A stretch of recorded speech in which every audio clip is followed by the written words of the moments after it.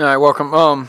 First, went through the first week of the transition that we had. Thought the players did a great job of handling the situation, the transition, avoiding distractions. Had a great week of preparation going into the West Virginia game. Obviously, we played a very good West Virginia team on the road. Did not play well enough to win as a team. We emphasized three things going into that game, which were to show up and play hard for four quarters. I believe our players did a nice job of doing that, stayed together, stayed with the plan, emphasized playing more physical and playing tough. We improved there, but we're not good enough, and emphasized playing smart, which at that, obviously on that one with the amount of penalties we had, things we didn't pull that off. So, you go on the road against a very good team and you only get one of the three things you truly emphasize. That's kind of the result we get. So, now moving on to another Big 12 opponent, Oklahoma State, who has a very talented team, has some youth on it, but playing at an extremely high level, sitting at 4-1 on the year. Only loss being to Florida State early in the season, and it's a very well coached and talented team that Mike Gundy's put together. So, sitting there averaging on offense 39 points a game. Definitely have some playmakers. Have a quarterback, Dax Garman, who's replacing J.W. Walsh and doing a nice job getting the ball out. Have a core of wide receivers, four of which have 14 receptions or more. All four of them very good players. They got the two running backs rolling, but then Tyreek Hill as well, who has kind of blown up on the scene in terms of the Big 12. A guy that's extremely fast. Played at one of the Kansas junior colleges, Garden City, coached by Matt Miller out there. Does a nice job.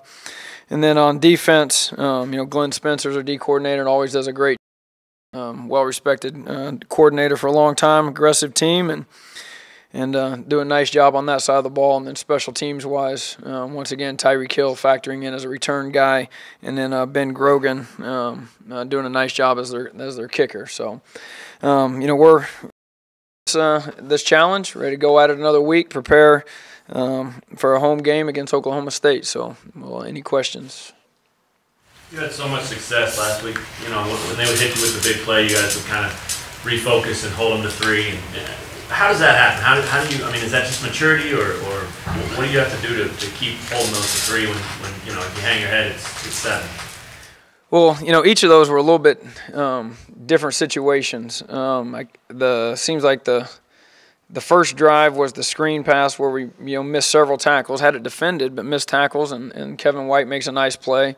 Seems like the second one was kind of a new wheel route that they ran. We ended up getting the pass interference, moving it down.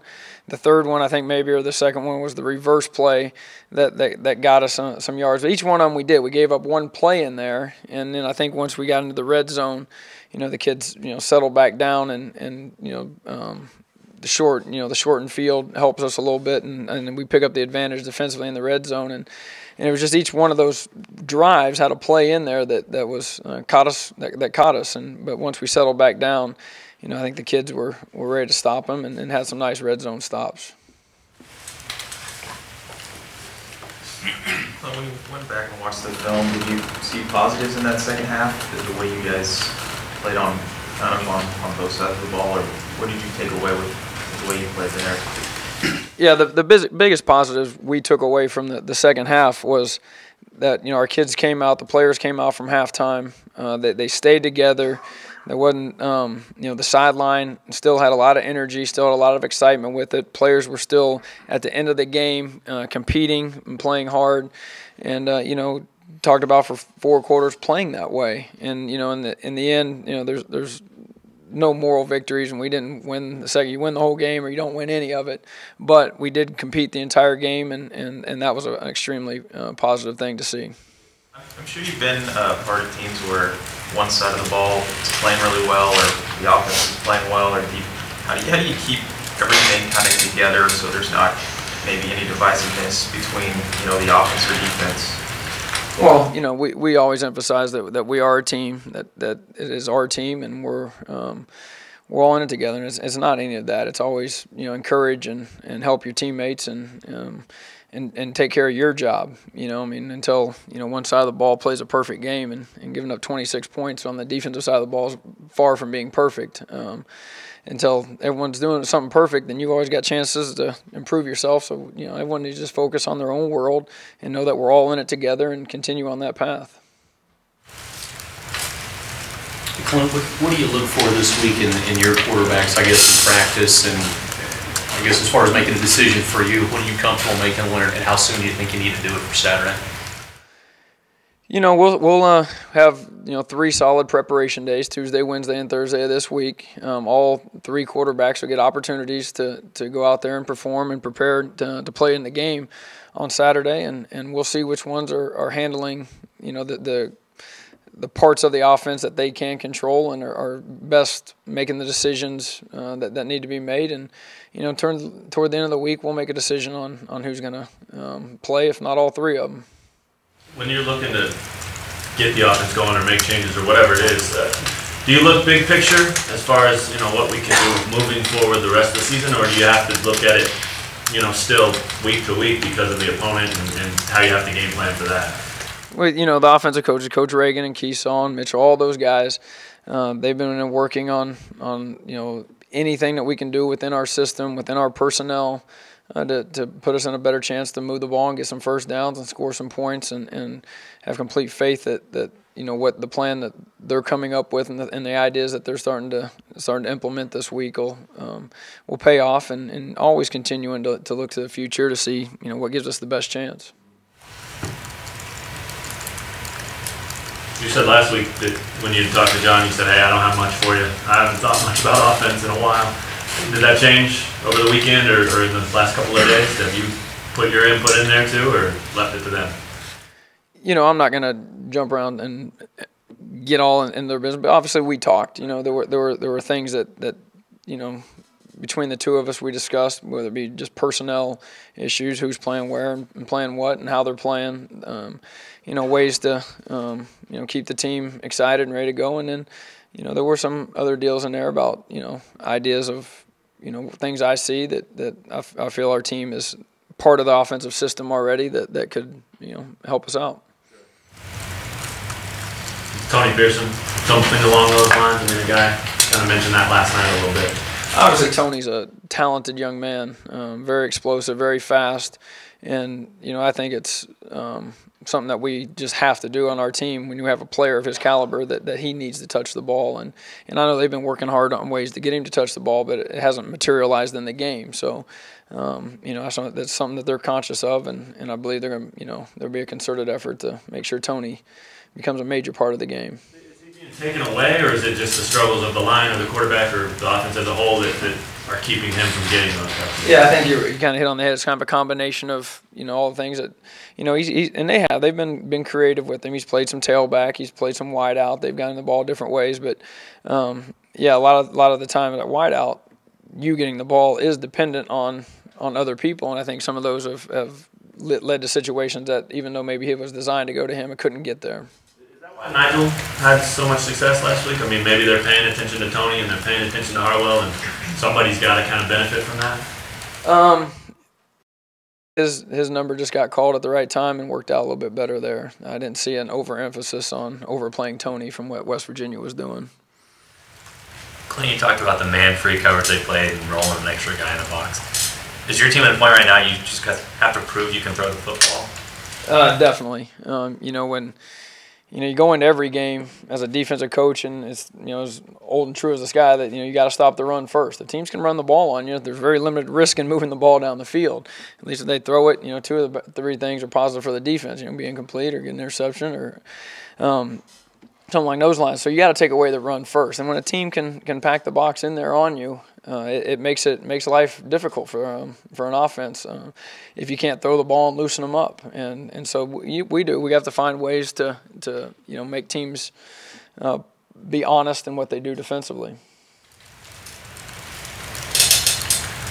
Are you looking at any more changes? I mean, you said guys that earn the right to play will play. It's the same thing. I mean, we saw Joe Gibson going in there late. I mean, job's going to be open all week too in that regard. Yeah, I don't know how. I think that's just football. I think that's college football. I think it's fair to your team. It's fair to every player on the team that, if one guy's playing better, he plays. The bottom line is that we're in this to win football games, and the player that gives us the best chance to win football games plays. And the guys prove that and earn that during the course of the week, during what they do when they do get opportunities in games. And to me, competition is ever moving. I mean, it never stops. What's Damon Martin's status? I mean, still a ways away, or? I think he's still a ways away. DeAndre Mann too. He came out last game. Do you know any update on him? Yeah, I think DeAndre will be fine. I think he was injured in that game, but I think he'll be fine. Your guys' kickoff unit allowed a touchdown and has struggled at times. Do you pinpoint anything on that you guys can improve on for that area? Yeah, we do need to improve on that, and that's one of those special teams units that takes a lot of reps and time. If you look early in the year, almost all teams struggle in kickoff. And then as the year goes, as the same players do it over and over and over, they improve. And kickoff return yardage gets harder as the year goes. It's one of those deals everyone thinks is a simple deal to run down and cover a kick, but it is the absolute epitome of a full-speed decision on what you have to do. And it takes reps. And we've changed personnel around on that unit too much, and those kids haven't had enough reps to do it. And so that's an area that we have to continue to emphasize and we have to improve on. But it's one that we will, and it's on our plans to get that done. Boateng, he's obviously good enough to be out there. He's played a ton already this season. He seems to get picked on a little bit too. What do you make of his just progression and development so far? He has. He's a true freshman corner, and that's like carrying a big red flag around with you when you go on the field. These guys in this league pick on it pretty quick and go at it pretty quick. The kid's done a nice job. He's served a role for us and has made some really nice plays for us as well. He's growing and he's learning. Learned a big lesson on Saturday about going in there and how to play right away when you're playing one of the best players in the conference. And obviously this, wish it wouldn't have happened in those circumstances, but he's done a nice job. He's a talented kid. He's conscientious. He works hard. He'll have a bright future, and just have to keep developing. We talked a little about your experience, Saturday and what it meant to you and all that, but now that you've had some time to kind of move past it and digest it, was there anything that kind of that you didn't expect? I mean, being in that role for the first time, anything that shocked you or maybe was even easier or better than you thought? Not really. You kind of, we went about our business. Once I got through the not even the pregame meal, got through the pregame meal and that part of, kind of just it rolled along. It's a lot of years of doing it and kind of just getting a routine, and game day obviously was a little bit more exciting with heart pumping a little bit, but I don't think there was anything that really jumped out. With Garmin in, do they do anything different offensively than they did with Walsh? No, that they Coach Gundy and them have ran that offensive system and tweak it from year to year, but they have a great idea what they want to do, and plug the next guy in and keep rolling.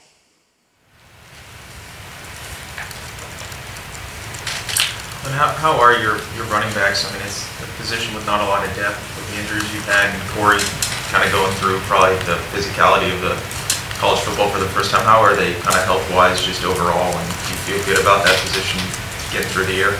We do. Corey seems to be holding up well. Haven't had any issues with him, and obviously DeAndre went down this week with a minor injury and seems to be checked out pretty good, so he seems to be fine, and we are thin there. We are thin, so we got Joe Deneen in that role. Ed Fink actually came in and played some in the game as really a third down guy to for some pass protection. So there's other options we can use to get guys in the backfield and do things to take a little bit of the burden off of those two starters. Is that something where Tony could get more involved? just, I mean, that's a way to get him, you know you're going to give him the ball if he's at running back. It is. You know, Tony has lined up in the backfield. I mean, obviously the first play of Central Michigan game, you know, he started at tailback in that game. So, you know, it's part of the offensive package that they have that you know, allows him to be in the backfield. So that's always an area we could go to. Avery's, I mean, you know, he's been sharing it, but my goodness, that's got to be a sign of just how special he is to be able to do that so quickly. Why can he handle that? I mean, a lot of freshmen wouldn't be able to. You know, he has some God-given ability. You know, he's got a very well-developed body. You know, he's a bigger kid, got some size to him, and you know, has some natural instincts to run the ball. And at that position, you know, a lot of it comes down to what your physical tools are, and he was blessed with some pretty good ones. And Clint, you talk about the three quarterbacks and all giving them a chance. Do you know how that's going to shake out, how you're going to be able to give them all a chance, or what do you expect them to do this week? We'll make a decision on one of them this week and let that guy take it and go out there and prove that he can move the, you know, offense down the field. And you know, we have great lines of communication with all three of the young men and explain to them that, and they understand that they're all in this to win too. You know, I mean, everyone's pulling in the same direction here as a team to do whatever we can to go out and win football games, and they believe it's like, you know, to me that position's not any different than every other position. We got backup Mike linebackers, we have backup strong safeties who are dying to get on the field as well, and we have guys at other positions that get taken out of the game all the time.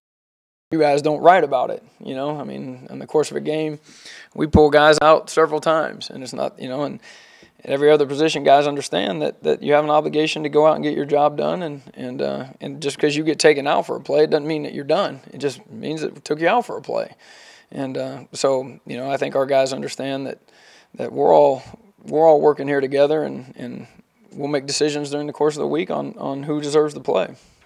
Just sharing repetitions, it's a little different. The quarterback, usually one guy gets all of them. I mean, there's some plan in place at least to split those up, right? I mean, that's kind of a different deal. Absolutely. You know, those guys, the ones the guys that we have in mind that are going to play, they'll get the reps that they need to be prepared. I guess TJ's been at, you know, run number 3 for a reason. What kind of areas maybe was he behind the other guys in, or has been, at least to this point? Well, I think some of the things they wanted to do offensively, they just felt that, you know, Montel and Mike fit that plan of attack that they had for those weeks, and you know, each week that could change, you know. So we'll, like I said, it'll be a big week in terms of the plan and implementing it with the QB situation, and Coach Reagan and those guys are on top of it. Did you feel like your D-line and your pressure up front did a better job in the second half of getting to trick it a little bit, and maybe that was some of the reason you guys had a little more success? Honestly, we had more success because I counted on the two guys that are pretty good players for us, Jacory and Dexter, and they came through. You know, early on, you know, they have two good wideouts out there, and you know, we were, you know, taking a guy out of the box here, trying to do some different things to stop the run, and trying to help Jacory and Dexter. And bottom line is they didn't need help, and they proved that they're pretty good players out there on Saturday. And we went back into the second half doing what we do and letting those two handle their business out there, and it was a big part of what we did in the second half. Kind of confidence in those guys, obviously, but is that living dangerously a little bit? You got to have a better chance to get to those guys this week, or? The way these offenses are, it's living dangerous no matter what you do a lot of times. That's college football now. You know, that's the world we're in the Big 12. Guys have great players spread all over the field and do a nice job offensively. We're fortunate to have two very good corners.